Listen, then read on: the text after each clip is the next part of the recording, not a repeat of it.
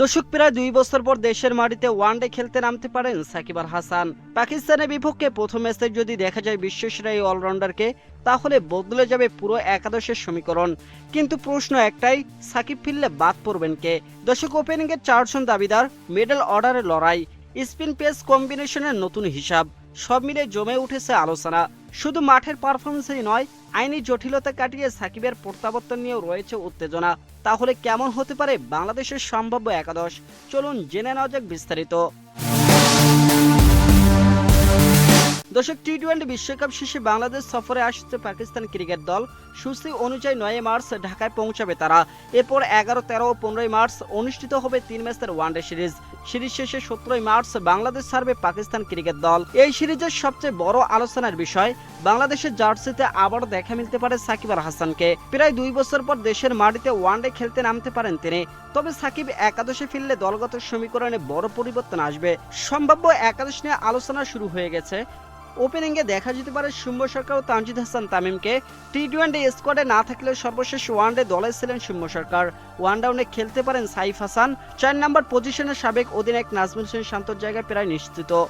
5 নম্বর পজিশনে রয়েছে বড় প্রশ্ন, লিটন কুমার দাস, শামীম হোসেন পাটোয়ারি কিংবা অন্য কোনো ব্যাটারকে দেখা যাবে কিনা সেই গুরুত্বপূর্ণ জায়গায়। সাম্প্রতিক অভিজ্ঞতা ও ধারাবাহিকতার বিবেচনায় লিটন কুমার দাস এগিয়ে থাকতে পারেন। দর্শক, 6 নম্বরে ব্যাট করতে পারেন সাকিব। তার অলরাউন্ডার সামর্থ্য মিডল অর্ডার ভারসাম্য এনে দেবে। সেক্ষেত্রে 7 নম্বরে জায়গা পেতে পারেন রিশাদ হোসেন। এই সমীকরণে স্পিন বিভাগে একজনকে ছাড় দিতে হতে পারে, আর সেই জায়গায় সবচেয়ে ঝুঁকিতে থাকতে পারেন নাসিম আহমেদ।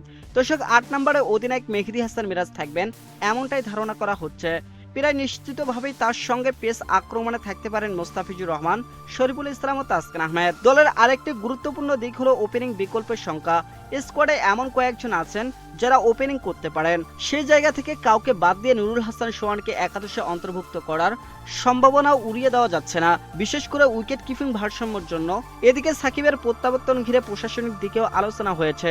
তার বিরুদ্ধে থাকা পুরনো মামলা ও অন্যান্য আইনি জটিলতা নিয়ে বোর্ডের সঙ্গে যোগাযোগ করেছে তার আইনজীবী। বোর্ড সূত্রে জানিয়েছে প্রয়োজনীয় নথিপত্র সরকারের কাছে পাঠানো হবে এবং সংশ্লিষ্ট দপ্তরে বিষয়টি দ্রুত নিষ্পত্তির আশা করা হচ্ছে।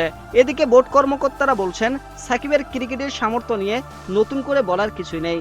বিভিন্ন ফ্রাঞ্চাইজি লিগে তিনি এখনো খেলছেন এবং পারফরমেন্স দিচ্ছেন। ফিটনেস সন্তুষ্টজনক থাকলে তিনি এখন দলের জন্য বড় সম্পদ। সব মিলে পাকিস্তান সিরিজ শুধু একটি দ্বিপাক্ষিক লড়াই নয়, এটি হতে পারে সাকিবের পূর্ণাঙ্গ প্রত্যাবর্তনের মঞ্চ।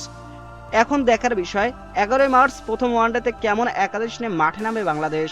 আর যদি সেই একাদশে সাকিব আল হাসানের জায়গা নিশ্চিত হয়, তাহলে বাদ পড়বেন কে? ক্রিকেট প্রেমীদের অপেক্ষা এখন সেই ঘোষণার দিকেই।